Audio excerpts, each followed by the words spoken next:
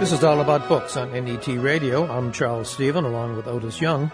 Coming up today, Otis and I will talk about a couple of books, a novel, and then a short biography. Charles, you and I always enjoy discovering new authors, so that's what I did with this book. The novel is called The Eighth Day. It's one of those thrillers, mysteries. The new author is Tom Avitabile.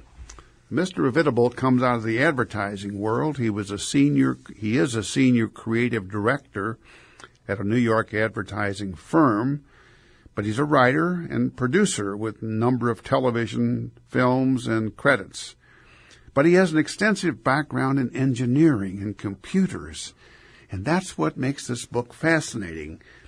He worked on projects for the House Committee on Science and Technology, which helped really lay the foundation for this first novel of his called The Eighth Day.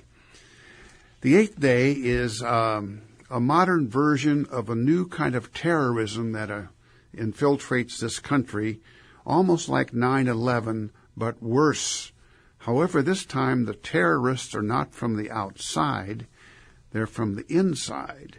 They're not Muslims or from some Al-Qaeda group, but they're a secret society in this country, almost like the Luddite movement in an earlier period of our history. The Luddites were a group of people who were opposed to progress, especially in the industrial world.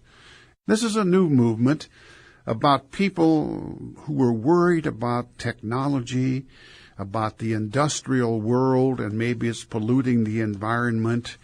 And so, in a paradoxical way, they set up a secret society and use the best technology to destroy technology.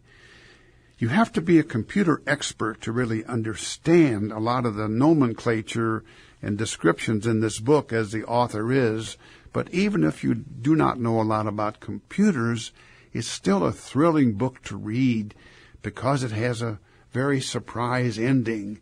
And like many books of this kind, you're led down one path and you think you've discovered who the enemy is, and you find out, no, you've been wrong. It's a false path, although there are two kinds of enemies. But it begins with a chemical engineer who sets in motion a horrendous explosion which kills hundreds of commuters and kills him too. And then one of Hollywood's hottest sex symbols assassinates a senator. Then a grandmother stages a sophisticated attack on a train, causing massive damage. An airplane full of Silicon Valley's brightest engineers is blown up while refueling. And there are other kinds of terrorist activities which take place. And so the main character in the book is a man named Bill Hickok, who is a retired guy who comes back to work, and he gets his divorced wife, who's a psychiatrist, a psychoanalyst, to work with him, and they lead the charge to find out who these modern-day terrorists are. There's a conflict because the President of the United States hires this man, Hickok, to set up a special in-house group. The FBI, of course, is jealous that they're not doing the work, and they try to do him in, and other government agencies become enemies of Hickok's in-house group. This all takes place someday in the future. It's kind of a science fiction kind of thing, or George Orwell kind of book. It's a fun book to read. I was fascinated by it. In fact, Charles, I had trouble putting it down one night and went to bed late so that I could finish the book to see how it came out.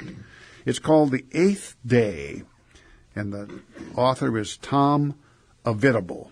You've been listening to All About Books on NET Radio. For Otis Young, I'm Charles Stephen.